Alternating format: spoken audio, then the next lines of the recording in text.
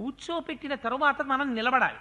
నిలబడిన తర్వాత వారు అయ్యా కూర్చో అన్న తర్వాత మనం కూర్చోవాలి. అది వినయం. పెద్దలైనటువంటి వారి ముందు ఇలా నిలబడకూడదు. పెద్దలైనటువంటి వారు వచ్చినప్పుడు మనం వంగాలి. ఎందుచేత అంటే వారి తేజస్సు చేత మన ప్రాణములు పైకి లేస్తాయి. అందుకని వంగాలి, వంగి నమస్కారం చెయ్యాలి. వంగి నమస్కారములు చేస్తే ప్రాణములు మళ్ళీ స్వస్థానముల యందు నిలబడతాయి.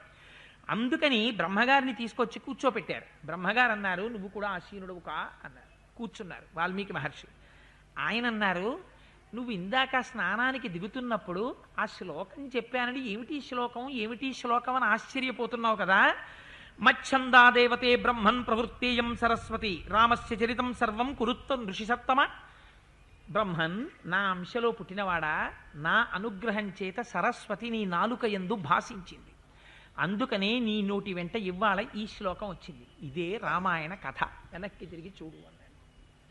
ఇప్పుడు ఏమైపోయింది? వెనక్కి వెళ్ళండి ఒకసారి. వెనక్కి వెళ్ళి చూడండి. ఆది కావ్యం ప్రారంభమైపోయింది. అందులోంచి ఎలా ప్రారంభమైపోతుంది అంటే తస్మాత్తు మిథునాదేకం పుమాంసం పాపనిశ్చయ జఘాన వైనిలయో నిషాదస్తస్య పశ్యత. నిషాదుడు అంటే బోయవాడు అని ఒక అర్థం. నిషాదుడు అంటే సమస్త లోకములు తనయందున్నటువంటి శ్రీమన్నారాయణుడు అని ఒక అర్థం.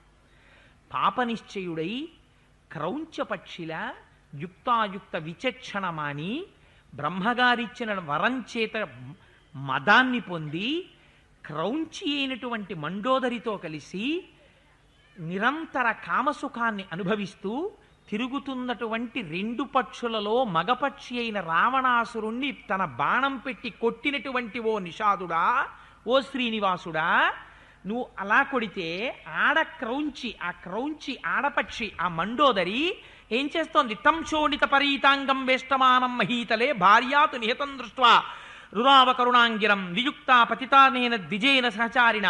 ఆ మండోదరి రావణాసురుడి యొక్క కళేబరం చుట్టూ తిరుగుతూ 10 తలలు రక్తం ఓడిపోతూ పడిపోతే మండోదరి ఏడుస్తున్నటువంటి సన్నివేశం వర్ణింపబడింది.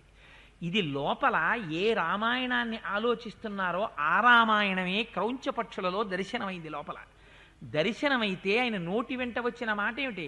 మానిషా